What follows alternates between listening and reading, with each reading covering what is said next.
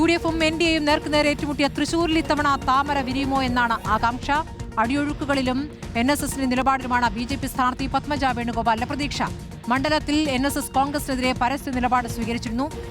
എന്നാൽ തദ്ദേശ തെരഞ്ഞെടുപ്പിലെ മുന്നേറ്റം UDF സ്ഥാനാർത്ഥി രാജൻ ജയപാലന് ആത്മവിശ്വാസം നൽകുന്നു. ക്രിസ്ത്യൻ വോട്ടുകൾ ഏകീകരിക്കപ്പെട്ടുവെന്നും UDF കണക്കുകൂട്ടുന്നുണ്ട്. കവി ആലങ്കോട് ലീലാകൃഷ്ണനായിരുന്നു ഇവിടുത്തെ ഇടത് സ്ഥാനാർത്ഥി. ജേസൺ ചാമോളപ്പിൽ വിവരങ്ങളുമായി. ജേസൺ, ഇപ്പോൾ തൃശൂരിൽ കഴിഞ്ഞ ലോക്സഭാ തെരഞ്ഞെടുപ്പിലെ ഒരു സാഹചര്യമല്ല ഈ തദ്ദേശം കഴിഞ്ഞ നിയമസഭാ തെരഞ്ഞെടുപ്പാകുമ്പോഴേക്ക്. അത് സുരേഷ് ഗോപിക്ക് കിട്ടിയ വ്യക്തിപരമായ വോട്ടെന്ന് വിലയിരുത്തൽ സുരേഷ് ഗോപി തന്നെ നടത്തുകയാണ്. പിന്നീട് സുരേഷ് ഗോപിക്ക് എത്രത്തോളം പിന്നീട് തൃശ്ശൂരുകാരുടെ പിന്തുണയുണ്ട് എന്നുള്ള കാര്യം സംശയത്തിലാകുന്ന സാഹചര്യമുണ്ട്. അപ്പോൾ എത്രത്തോളം ആത്മവിശ്വാസം? കഴിഞ്ഞ തവണ കോൺഗ്രസ് സ്ഥാനാർത്ഥിയായി മത്സരിച്ച പത്മജ ഇപ്പോൾ ഇതാ BJP-ക്ക് വേണ്ടി സ്ഥാനാർത്ഥിയാകുന്നു എന്ന പ്രത്യേകത കൂടിയാണല്ലോ.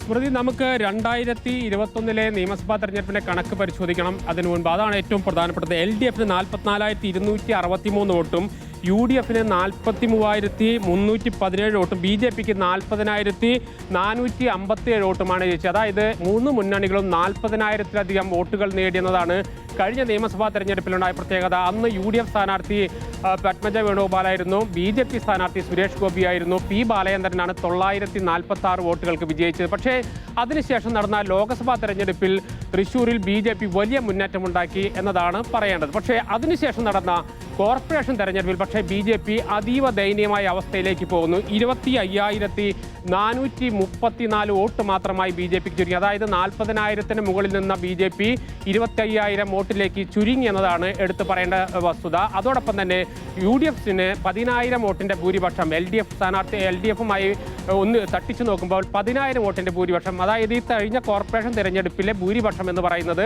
10,000 വോട്ടിന്റെ ഭൂരിപക്ഷമാണ്. അതുകൊണ്ട് തന്നെയാണ് പ്രധാനമായും BJP ലക്ഷ്യം വയ്ക്കുന്ന ഒരു മണ്ഡലം എന്ന നിലയിൽ കോൺഗ്രസ് വോട്ടുകളിൽ വിള്ളലുണ്ടാക്കണം എന്നതാണ് പ്രധാനപ്പെട്ട ലക്ഷ്യം.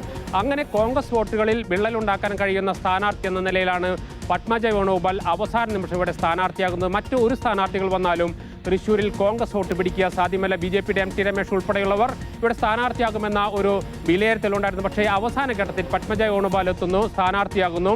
കോൺഗ്രസ് വോട്ടുകളിൽ ഒരു വിള്ളൽ ഉണ്ടാക്കിയിട്ടുണ്ടെന്ന ആത്മവിശ്വാസം BJP-ക്കുണ്ട്. അതിൽ പ്രധാനമായും നായർ വോട്ടുകളാണ്. നായർ വികാരം ഉയർത്തിക്കൊണ്ടുവന്ന് കോൺഗ്രസിൻ്റെ ഒരു വിഭാഗം പ്രാദേശിക നേതാക്കൾ തെരഞ്ഞെടുപ്പ് കാലഘട്ടത്തിൽ തന്നെ ഉയർത്തിക്കൊണ്ടുവന്നിരുന്നു. കോൺഗ്രസിൻ്റെ നേതാക്കൾ അതോടൊപ്പം തന്നെ NSS പരസ്യമായ നിലപാട് കോൺഗ്രസിനെതിരെ എടുത്തിരുന്നു. അത് BJP-ക്ക് അനുകൂലമായി എന്ന വിലയിരുത്തൽ. അതോടൊപ്പം തന്നെ LDF-ന് വേണ്ടി വോട്ടുകൾ വലിയ തോതിൽ BJP പിടിക്കുമെന്ന നിലപാട് പറയുന്നുണ്ട്. BJP-യുടെ അങ്ങനെ ഒരു വിലയിരുത്തലുണ്ട്. ചില പോക്കറ്റുകൾ അതിൻ്റെ അവസാനഘട്ട ശ്രമം എന്ന നിലയിലാണ്. അവസാന നാളുകളിൽ ചില ഉന്നതികളിലൊക്കെ പൈസ കൊണ്ടുകൊടുക്കുന്ന സ്ഥിതിയുണ്ടായി.